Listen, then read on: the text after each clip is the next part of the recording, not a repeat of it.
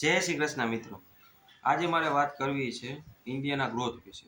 માણસો ઘણા બધા એમ પૂછતા રહેતા હોય કે ઇન્ડિયાનો ગ્રોથ ક્યાં જવાનો થવાનો, બરાબર છે।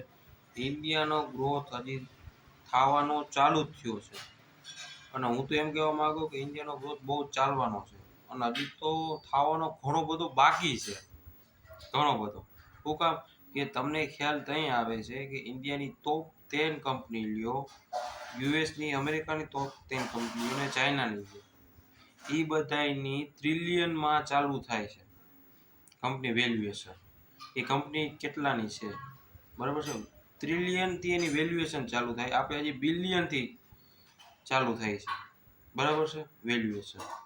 એટલે તમે વિચાર કરો આંકડાનો કેટલો ફેર છે, કેટલો ડિફરન્સ છે, બરાબર ગ્રોથમાં।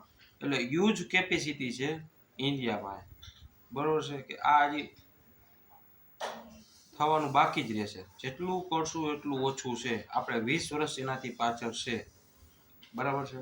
તો એ 20 વર્ષનું કરતા કંપની ઘણી બધી છે અને ઘણો બધો વિકાસ થવાનો બાકી છે।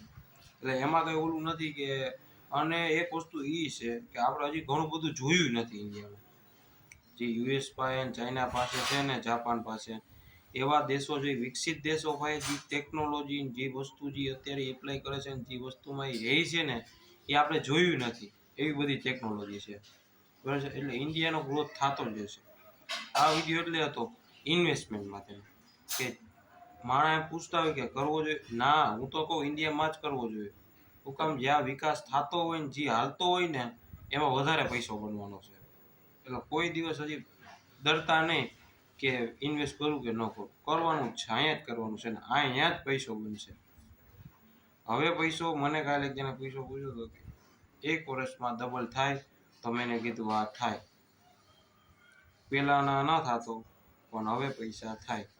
શું કામ કે હવે એ પ્રકારની, બરાબર છે, બિઝનેસ થાય છે, એ પ્રકારનું ઇન્વેસ્ટમેન્ટ થાય છે, એ પ્રકારનું મંથલી એસઆઈપી થાય છે, એ પ્રકારનું મંથલીનું ટર્નઓવર એટલું થાય છે, બરાબર છે, ઘણું બધું તમે ન વિચારો ક્રિએટિવિટી આવવા માંડી છે।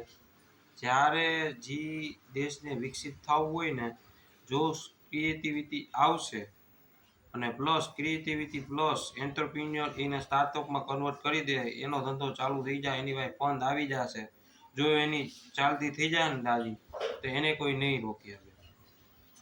બધાને ઉદાહરણ એ જ છે કે નાની કંપની હતી, શરૂઆત નાનાથી કરી હતી, એક વિચાર, એક શરૂઆત, બસ એવી જ રીતે ઇન્ડિયામાં જ્યારે વ્યક્તિને ક્રિએટિવિટીનો વિચાર આવશે, એને એ સાકાર બનશે, એટલે 10 થી 20 વર્ષમાં એ દેશને એ એટલું ભંડોળ લઈ આવી દે, એટલું ભંડોળ ઉત્પન્ન કરશે, એ દેશનો સતત વિકાસ થશે, બરાબર છે।